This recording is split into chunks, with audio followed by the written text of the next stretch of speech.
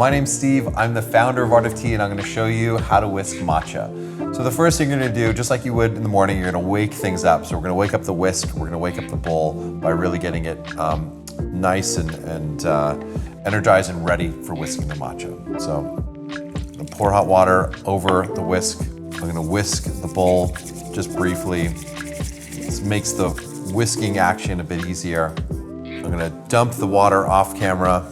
Now I'm going to place one of our matcha sticks. This is organic ceremonial grade matcha. It's all grown, ground, and packed at origin. I'm going to open it up, place it inside the center of the bowl, and it's perfectly measured amount.